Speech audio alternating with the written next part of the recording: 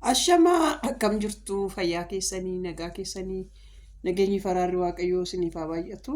Nagaa kootii inni nagaa keenya baay'isee immoo har'a nu ga'e hololaa jedhu. Warri mana kanaa fi haaraa taatan sabiskiraayibii godhaa laayikii godhaa. Akkasumas maatii keenyatti nuuf dabalamaa isiniin jenna.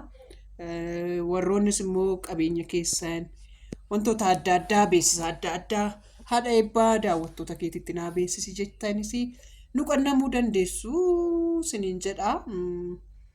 Maaliif karaa waan baay'eedhaan nama gargaaruun hin danda'ama waan ta'eef jechuudha. Yaadanis nama gargaaruun hin danda'ama. Qabeenya ofiitiinis nama gargaaruun hin danda'ama. Viidiyoo namaas nama ilaalanii nama gargaaruun hin danda'ama. Mana kanaa akkuma beektanii manni kun eebbuun mucaa waggaa 9 ta'uudhaaf taa'uu hin dandeessu deemuu hin dandeessu ni beektu. Ishiidhaafidhaan yuutuubiin kun viidiyoos nama nuffisiifne adda addaa inuma isinii fidaan manaa danda'ametti amma naa danda'ametti waan sin kofalchiisu waan sin bashannansiisu inuma isinii fidaa jechuudha. Amma garuu kanaaf maatii nu ta'a sabiskiraayibii godhaa laayikii godhaa viidiyoota darbanii jiranis ilaalaa maaliif yoon isin nuuf ilaaltan isin malee maalan qaba muktillee baala qabaa anis malee maalan qabaa isin malee maalan qabaree. Sinuman qaba waan ta'eef jechuudha daawwattoota koo guddattus xiqqaattus galii irraa argachuufan hojjedha waan ta'eef jechuudha. Asitti adaraa keessan viidiyoo koo yoo saaqtan odoo fixin hin cufinaa. Maaliif seetan natti mul'isa garuu bantanii odoon xumuriin cuftu jechuudha. Maaliif bakka waan gaarii tokkoon hojjedha jedhaati akka nama waan gaarii tokko hojjetutti viidiyoo koo banaatii.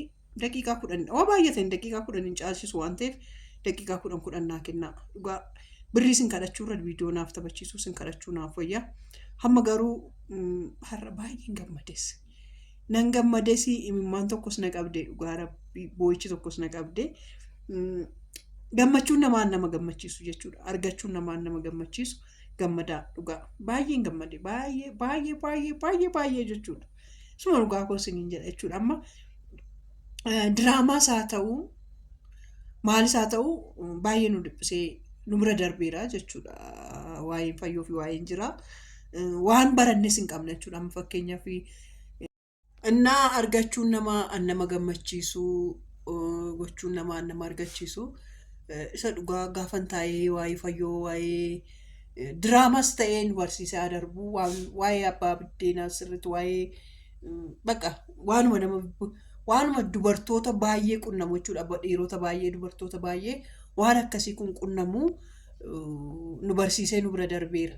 Garuu tokko waan akkasii kun qunnamee dandamatee bira darbuu dadhabee walii galuu dadhabee boo'ee maal jedhee bu'aa bahii hedduu keessaan darbu hedduutu jiru jechuudha. Har'a garuu gaafa isaan bakka tokko ta'anii keessattuu jechuudha. Yaa meetiin qoricha fa'aa dhugde jedhamee hojjetameera miti diraamas haa ta'u maalis haa ta'u nu barsiisee bira darbeera. Garuu meetiin gaafa dhaxxeetoo isaan hammattee isaan jidduu teessee jiraan akkasitti meetii hammatee fayyoodhaaf hoggaa babaa kennee bakka baay'een nagee dhugaa rabbii jechuun yeroo hundayyuu isiniin nan jedha mana kana keessatti fayyoof jiraanillee yoo midiyoo waliin lolanii isiniin jedha. Maaliif fakkeenya jaalalaati fakkeenya jaalala nu barsiisu waan ta'eef jechuudha. Amma ammaatti numa barsiisuudhaaf diraamota adda addaa nu barsiisu malee isaan yoomiyyuu waliin lolanii ija hamtuuyyuu isaan hin argin kanaan booda ta'ee gara fuulduraattis ta'ee waggaa dheertuu wajjin jiraatanii wajjin dulloomanii arguudhaan feenu. Warruma akkasiittis immoo warruma jaalala beekan warra waan baay'ee jaalala hedduu nama barsiisanidha. Maatii jaalala nama barsiisanidha. Kanaaf jechuudha waanuma guddaa tokkoon gammadeessuma dhugaa bakka boo'ichi tokkos na qabdee viidiyoo sana bu'ee tan ilaalee xumure viidiyicha jechuudha suma dhugaa bu'ee ilaalee xumure waan meeqan achi keessatti baradhe seetan waan meeqan gammachuun nama gammachiisu gammadaa fi dhugaa maashaallaa jedhaanii dhuguma isa dhugaa baay'een gammadee baay'ee humnaan waliin gammadee baay'ee natti tolee. Sabboonis kaameraa maanii turtee sabboontuun keenyas qasitiin keenyas masaanuun fayyoos kaameraa waraabaa turte achi fayyoonis ababaa ishii hammattee gammaddee baay'ee namatti tolaa. Kakuyyeen koo dhiirtuu guddatte moodeelistii taati. Moodeelistii iyyuu qofa odoo hin ta'in paayileetii taati. Waggaa dheeraa nuuf haa jiraattu. Waggaa dheertuu nuuf jiraadhu siin jenna qashtii keenya si jaalannaa mucaa keenya. Waggaa dheeraa nuuf jiraadhu. Happy birthday siin jenneerraa baga nuuf dhalatte jenneerra. Yaa kakushaa keenya. Naafi baxbaaciin keenyas naafi baxbaacii godha. Naaf roobii fi beekoon tokkodha isaa baxbaacota.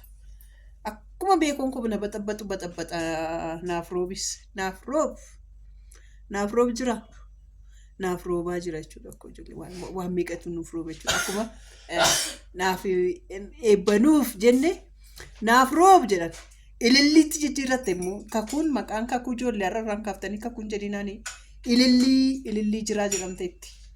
Akkuma ilillii sanii urgaayii darbii nuuf urgaayii sirriitti nuuf jiraadhu si jaalannaa yaa kakushaa keenya.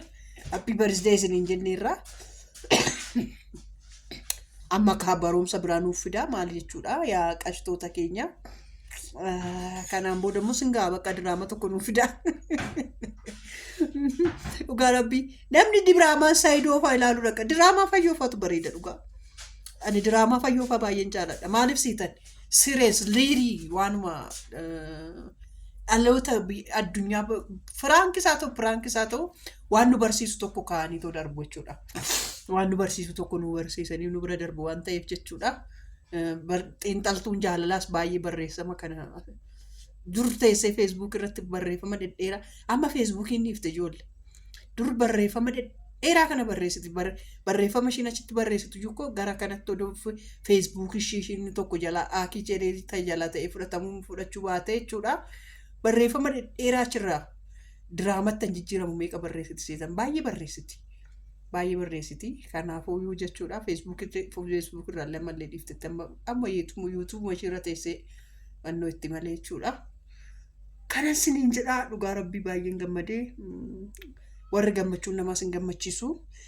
Gadda isaanii bichaa waca isaanii bichaa miti gammachuu isaaniis hojjechuu qabna dheen hojjedhee garaa kootti gammadeera. Baay'een gammadee baay'ee natti tolee. Laayikii godhaa sheerii godhaa osinti tole. Laayikii godhi maalla ilaalta fixexxettee laayikii tuqi malee maal taate haadha kiyya abbaa kiyya obboleessa kiyya obboleettii kiyya. Nama gurguddaan jala jira bari ijoollee sana makkatti jedhu kan isuma dhugaa. Warri gurguddaan kun koomantii namaan barreessan. Sabiskiraabii keessa amma sabiskiraabiin akka durii miti nama dhossu. Akkuma tiiktookiin namatti agarsiisu akkasitti gaafa nuuf jalatti ilaalu koo nan qaanaa abar. Nan qaanaa dhugaa. An akka Dooktor Milkeessaa faatu na jala jira. An akka Dooktor Naayyaad fa'aa. Dooktor Naayyaad fa'aa illee rakkoo hin qabani.